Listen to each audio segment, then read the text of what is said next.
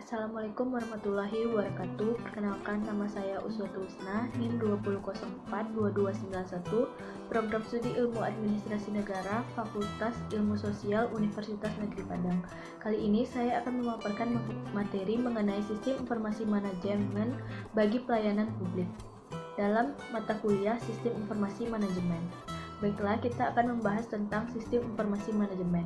Seiring dengan perkembangan zaman, kebutuhan masyarakat yang semakin kompleks harus diikuti dengan optimalisasi pelayanan publik. Salah satu cara yang harus dilakukan aparatur negara adalah dengan pemanfaatan teknologi informasi atau disebut juga dengan manajemen sistem informasi publik. Perkembangan sistem informasi manajemen telah menyebabkan terjadinya perubahan yang cukup signifikan dalam pola pengambilan keputusan yang dilakukan oleh manajemen baik pada tingkat operasional atau pelaksana teknis maupun pimpinan pada semua jenjang. Perkembangan ini juga telah menyebabkan perubahan peran dari para manajer dalam pengambilan keputusan. Mereka dituntut untuk selalu dapat memperoleh informasi yang paling akurat dan terkini yang dapat digunakannya dalam proses pengambilan keputusan mengenai permasalahan publik. Selanjutnya, SIM sebagai penunjang kinerja organisasi. Di era digitalisasi, manusia tidak dapat terlepas dengan yang namanya teknologi. Teknologi informasi merupakan suatu sistem pengolahan data dan sistem telekomunikasi secara elektronik, atau sering juga disebut sebagai perpaduan antara komputer dan komunikasi. Organisasi sangat membutuhkan teknologi informasi dikarenakan untuk memudahkan pekerjaan. Teknologi informasi dapat meningkatkan produktivitas kinerja organisasi atau individu karena teknologi informasi menghasilkan informasi yang akurat. Teknologi membuat perubahan pada cara anggota organisasi dalam menyampaikan informasi, mengerjakan tugas, dan bekerja sama tanpa batas waktu, batas wilayah, dan tanpa terkendala oleh peraturan. Selanjutnya, SIM sebagai pendukung dalam pengambilan keputusan. Konsep dasar sistem penunjang keputusan atau SPK merupakan sebuah sistem yang mampu memberikan kemampuan, baik kemampuan memecahkan masalah maupun mengkomunikasikan untuk masalah semi terstruktur. Manfaat yang dapat kita ambil dari SPK adalah 1. SPK memperluas kemampuan pengambil keputusan dalam memperoleh data atau informasi bagi pemakainya. Yang kedua, SPK membantu pengambilan keputusan untuk memecahkan masalah, terutama berbagai masalah yang sangat kompleks dan tidak terstruktur. Yang ketiga, yaitu SPK dapat menghasilkan solusi dengan lebih cepat serta hasil yang dapat diandalkan. Walaupun suatu SPK mungkin saja tidak mampu memecahkan masalah yang dihadapi oleh pengambil keputusan, namun dia dapat menjadi stimulan bagi pengambil keputusan dalam memahami persoalannya, karena mampu menyajikan berbagai alternatif pemecahan. Selanjutnya, SIM sebagai penyalur informasi dengan cepat. Kegiatan sistem informasi manajemen mendukung proses bisnis dalam sebuah perusahaan serta memiliki peran penting dalam kelangsungan perusahaan.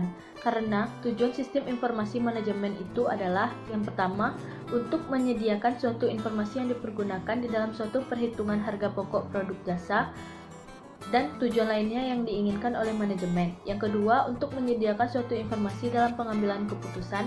Yang ketiga, untuk menyediakan suatu informasi yang digunakan di dalam suatu perencanaan, pengendalian, pengevaluasian, dan juga perbaikan berkelanjutan. Dengan adanya SIM akan mempermudah kita untuk mendapatkan informasi yang dibutuhkan secara praktis, simpel, cepat, dan akurat. Selanjutnya, tantangan keamanan dalam penerapan sistem informasi manajemen. Berbicara tentang keamanan, sistem informasi adalah pencegahan dari kemungkinan adanya virus, hacker, cracker, dan lain-lain. Sehingga pembicaraan tentang keamanan sistem tersebut, maka kita akan berbicara dua masalah utama, yaitu atau ancaman dan vulnerability atau kelemahan. Masalah tersebut akan berdampak kepada 6 hal utama dalam sistem informasi, yaitu efektivitas, efisiensi, kerahasiaan, integritas, keberadaan atau availability, kepatuhan atau compliance, dan keandalan atau reliability. Selanjutnya, kita akan membahas ancaman yang mungkin timbul dari kegiatan pengelolaan informasi berasal dari 3 hal utama. Yang pertama yaitu ancaman alam. Kejadian bencana alam seperti banjir, tanah longsor, gempa bumi, petir atau kebakaran sudah dapat diakomodir dengan menerapkan perencanaan recovery terhadap semua data informasi dengan metode backup dan lain-lain. Yang kedua yaitu ancaman manusia. Ancaman yang paling serius. Ancaman ini bisa berupa pencurian, perubahan tanpa izin, perusakan yang dilakukan secara langsung melalui media fisik di mana informasi itu berada. Yang ketiga, ancaman lingkungan. Segala aktivitas yang terjadi di sekitar perangkat keras yang digunakan atau letak fisik dari sekumpulan informasi. Ancaman ini bisa berupa terjadinya gangguan pada jaringan listrik, kerusakan pada media tempat di mana diletakkan informasi tersebut. Setiap ancaman tersebut memiliki probabilitas serangan yang beragam, baik dapat terprediksi maupun tidak dapat terprediksi, seperti terjadinya gempa bumi yang mengakibatkan sistem informasi mengalami malfunction.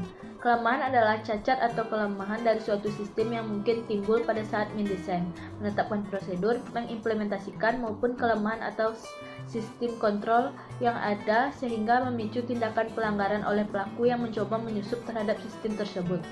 Suatu pendekatan keamanan sistem informasi minimal menggunakan 3 pendekatan, yaitu pendekatan preventif yang bersifat mencegah dari kemungkinan terjadinya ancaman dan kelemahan, pendekatan detektif yang bersifat mendeteksi dari adanya penyusupan, dan proses yang mengubah sistem dari keadaan normal menjadi keadaan abnormal. Yang selanjutnya itu pendekatan korektif yang bersifat mengkoreksi keadaan sistem yang sudah tidak seimbang untuk dikembalikan dalam keadaan normal. Baiklah, sekian yang dapat saya sampaikan pada materi kali ini. Apabila ada kata yang salah di dalam penyampaian, mohon maaf. Saya akhiri dengan Assalamualaikum warahmatullahi wabarakatuh.